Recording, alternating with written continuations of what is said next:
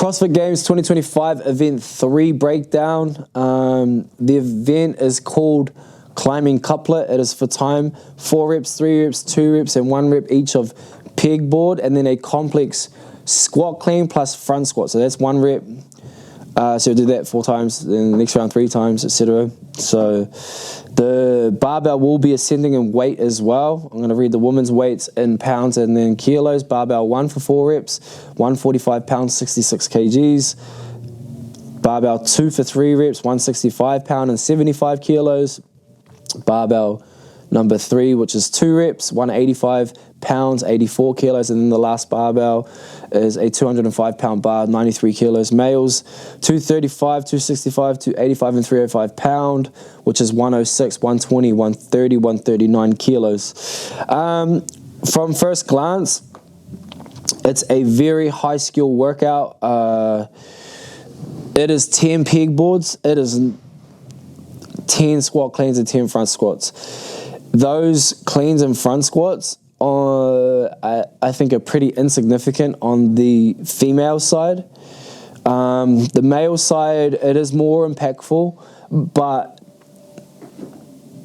it is more significant than the ladies' side for sure, because of the abilities to pull on the pegboard. So the studies have shown, and what we know with even our own data, is that the male's average pulling power is 25-30% more than a female's pulling power. So the pegboards are a lot easier to do for the males than it is for the females. Now, I tread this with caution because Tia Toomey could very well come out and win this workout versus the males. Now, that, yes, you have outliers, but yes, you also have to consider the degree of difficulty of the barbell per male/female as well. But in saying that, so I look at 10 pegboards, and I think that most of, if not all of those men's games athletes can do 10 pegboard ascents unbroken. Get to the top, come down, touch without going onto the ground, get to the top. It will obviously depend on how high the pegboard is. I don't know if it's at the usual standard height, but if it is, that's what I can see happening. 4 unbroken, squat, clean, drop the bar, shake out, squat, clean, drop the bar, shake out. 3 unbroken. It is going to be a race, and it is going to be high intensity off of the bat.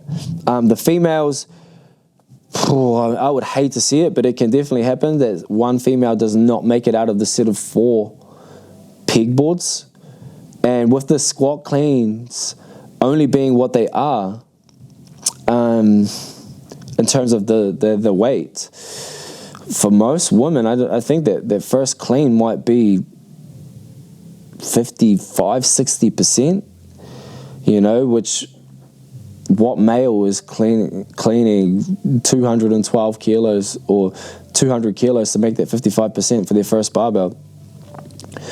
So yeah, that 55% marker, and even for some, maybe what's that, 50%. If you clean 132 on the female side, it's not going to be the difference maker, and it's not. I don't think it's worth the amount of degree of difficulty for the pegboard, especially if those are the 2 movements. So if that was the case, if this was the workout, I might be inclined to make that more fair by going 3-2-1-1 pegboards, or 3-3-2-1, something like that, or the weights on the barbells just being up another 10 kilos each on the female side, just to match that degree of difficulty, because those whippers up the pegboard, they deserve it. They earned it. They earned the right. They've done the work. But if you can whip up that pegboard, there's not enough difference in that squat clean to equal out to the indifference on the pegboard. And yeah, I think whoever is the best at pegboards in this workout wins the workout, on the female side especially. It's a descending rep scheme, so that's obviously pretty good, just with the mental side of things. You're decreasing reps as you go. The ascending weight adds a little bit of pressure under fatigue. It will only really come into play for those ones who are moving at the fastest of paces, and more so on the male side. I think that the female side is a little bit low, that they can hit the barbell and it still comes off pretty good. I think if the males are in a race and they don't quite technically clean the 130 barbell or the 139, this is the second or last barbell, is technically inefficient, then you could see a miss, which could be time costly. But I don't really see that happening on the female side. The time domain or the goal of this workout, look, I'm thinking that our males, we're going to see these guys go through this. What's that? 12, 120. In about 4 minutes. About 4 minutes or less. I think our fastest time will be less than that. I think we might see someone like Colton Mertens, I think, takes the win on this, or very close to it, with a time of sub 4 minutes. And females, lower side of things, I think that we see a DNF, and outside of the top 5 being, within that top 10% time of the top 5 males, you're then going to see another 10, 15 males go in between those next kind of groups of females who might be around that 6-7 minute marker. And I hope I'm wrong. I hope that it's really moved CrossFit in a place where that movement itself is, now in the tool belt of so many more athletes in that type of density, at least. Primary energy systems will be the glycolytic and the alactic energy systems, due to the heavy lifts, the short time domain, and just kind of the restoration in your transition from get to a movement to the next movement as well. The limitation here is pegboard volume, pegboard or grip, lat, core fatigue, and you have used those things in the workouts prior as well.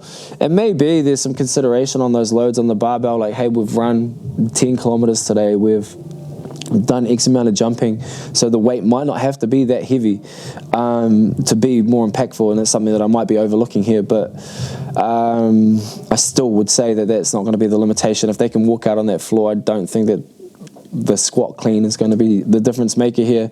But definitely, considerations for the grip and the core from the previous workout in terms of going up, the pegboard is going to be, or needs to be, considered as well, especially for the female side, who already, if somebody cannot pegboard as it is, it's going to be exponentially harder, right? Yeah, so I think around that 4 minute 30 marker, top 5, or even faster, and then we'll see that there'll be an exponential difference in that last place on the women's side, but I don't think that we'll see the men's side a difference of 2 minutes from first to last. I think it's going to be pretty close the way through. Your pacing is only going as fast as your pegboards can manage to stay effective and not lose a rep. That's basically it. That's basically it for this one. Yep, I'm taking it nice and smooth, and I'm just trying to be accurate without mistakes. And if you do need a break, it's breaking in between the pegboards. It might be first 4 unbroken or pretty close proximity, and then I might do a 2/rest chalk 1 on that number 3. I can't see too much difference else other than that, except for maybe a walk back from those last 2 barbells for the last 2 sets of